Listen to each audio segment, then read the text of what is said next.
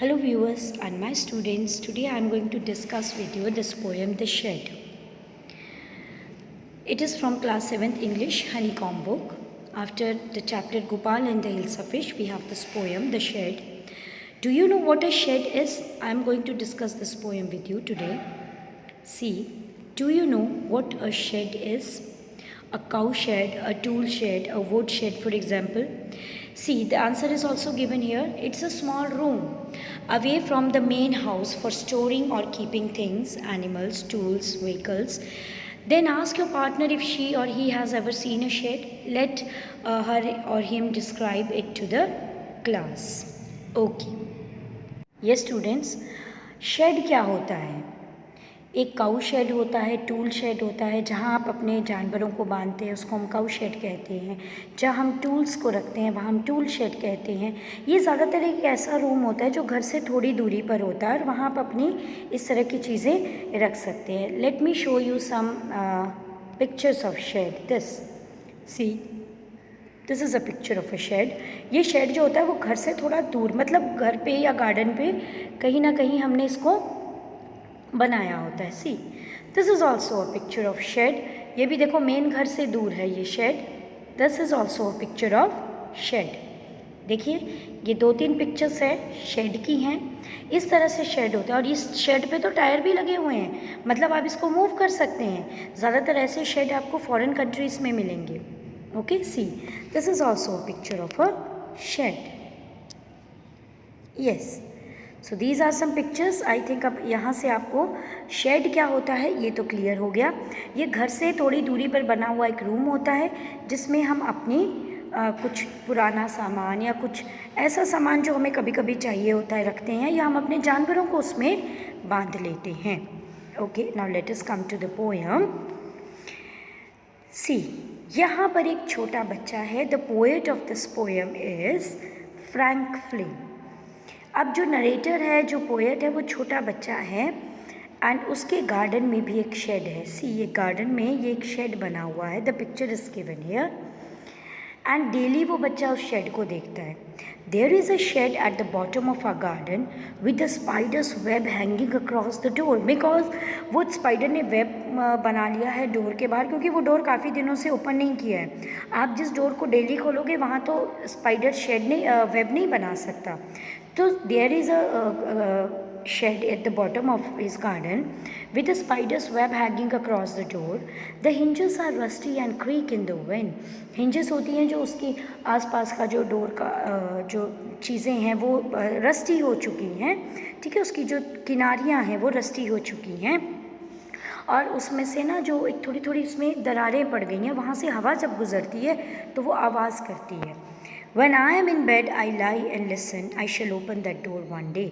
तो ये नरेटर इसमें पूछ रहा है, वो कह रहा है कि जब मैं अपने घर की खिड़की पे मैं सोया होता हूँ तो घर की खिड़की से मुझे वो शेड दिखता है और तब मैं ये अपने मन में सोच लेता हूँ कि एक ना एक दिन मैं इस डोर को ओपन करके अंदर जाके ज़रूर देखूँगा कि क्या है, क्योंकि ये बच्चा कभी शेड में नहीं गया। He has never went into that shed, so he did not know what is there, what is kept inside that shed और who or what is there. So all these things and all these thoughts are coming in his mind. See, here is the picture of the shed and then there is a dusty old window around at the side. एक window भी है पुरानी सी with 3 cracked panes of glass. अब जो glass के pens हैं window के पास वो टूटे हुए हैं। I often think there is someone staring at me. कहते अक्सर मुझे लगता है कि कोई तो वहाँ से मुझे घूर रहा है। Staring means घूरना, लगातार देखना। Each time that I pass, I shall peep through that window one day. कहते जब भी मैं वहाँ से गुजरता हूँ तो मुझे लगता है कोई अंदर से मुझे घूर रहा है, लेकिन कहते कि जब मैं कभी वहाँ से गुजरूँगा तो पीप करना होता है झांकना। मैं अंदर झांक के ज़रूर देखूँगा कि अंदर क्या है जब हम ऐसे झांकते हैं। My brother says there is a ghost in the shed. अब इसके एल्डर ब्रदर ने इसको क्या बताया है कि अंदर एक भूत रहता है। हम अक्सर बच्चों को डरा देते हैं ना कि अंदर भूत है वहाँ मत जाना। क्यों ऐसा करते हैं आपके पेरेंट्स? क्योंकि कई बार बेटा जहाँ ये रूम काफ़ी दिनों तक बंद रहते हैं वहाँ कोई सांप, कोई बिच्छू, कोई ऐसा जानवर हो सकता है कि अगर आप अंदर जाएं वो आपको काट सकता है। इसीलिए अक्सर हम छोटे बच्चों को डरा देते हैं कि वहाँ भूत रहता है, वहाँ मत जाना। तो इसके ब्रदर ने भी ऐसा ही किया, बोला कि there is a ghost in the shed, don't go there, who hides under the rotten floorboards. और वो जो उसकी फ्लोरिंग है वो लकड़ी की है और वो रॉटन है। रॉटन मतलब वो ख़राब हो चुकी है। रॉट होता है सड़ना, उसके नीचे भूत रहता है। And if I ever dare to set foot inside he will jump out and chop my head. अगर मैं अंदर गया तो भूत निकलेगा और वो मेरा सिर काट देगा। But I shall take a peek one day. Peek a one day means, but this boy is very curious, he want to get inside. बहुत क्यूरियस है, इसलिए कहता नहीं जाऊँगा तो ज़रूर। I know that there isn't really a ghost. कहते मुझे पता है वहाँ कोई घोस्ट नहीं है। My brother tells lie to keep the shed for his den। कहते उसने अपना अड्डा बनाया हुआ है, मेरे ब्रदर ने उसको वहाँ अपने वो खिलौने छुपा के रखता है, इसीलिए वो कहता है कि मैं ना अंदर जाऊँ। There isn't anyone staring or making strange noises. कहते अंदर कोई नहीं है जो घूरता है या वहाँ से जो कोई स्ट्रेंज नॉइसेस मतलब आवाज़ें आती हैं। And the spider has been gone from his web. कहते इवन जो स्पाइडर है वो भी अपना जाल छोड़ के चला गया है।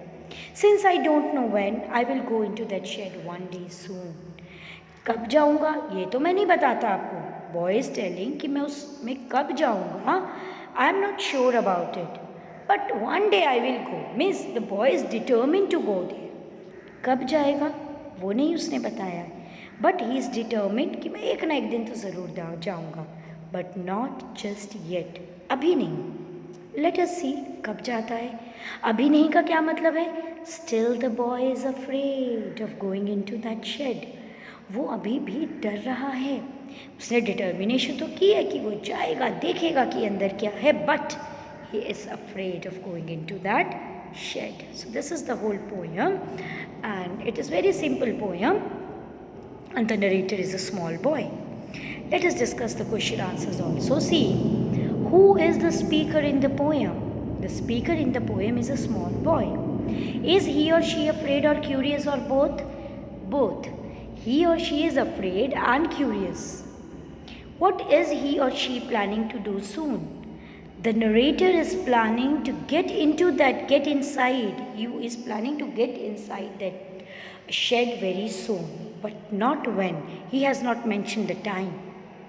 But not just yet. Suggest doubt, fear, hesitation, laziness or something else. Choose the word which seems right to you. Yes, क्या बता रहा है? This is showing the fear, the hesitation. Why? Because अगर वो डर नहीं रहा है, if he is not afraid, then he will tell you or he must have told you that tomorrow I will go to the shed. वो बता सकता था आपको कि मैं कल जाऊँगा उस शेड में, लेकिन उसने कुछ नहीं बताया। ठीक है, it means he is afraid, he is still collecting the courage to go into that. अभी तक उसके अंदर वो करेज नहीं आई, वो हिम्मत नहीं आई है उस शेड में जाने की, तो अभी तक वो पक्का नहीं है। Then here is a writing part. Is there any room in your house or in your neighborhood where you would rather not go alone and never at night? कोई ऐसा शेड है आपके घर के आसपास या कोई रूम जिसमें आप कभी भी दिन या रात में अकेले नहीं जाना चाहते हो? अगर है तो आप उसके बारे में सबको बता सकते हो। So this is the end of the poem, students, and I think that I have tried my best to make you understand this poem. If you have any query, you can post your query in the comment box of my YouTube channel. I will try to resolve your queries, and if you really find my discussion to be helpful, please like, share and subscribe my channel. Thank you.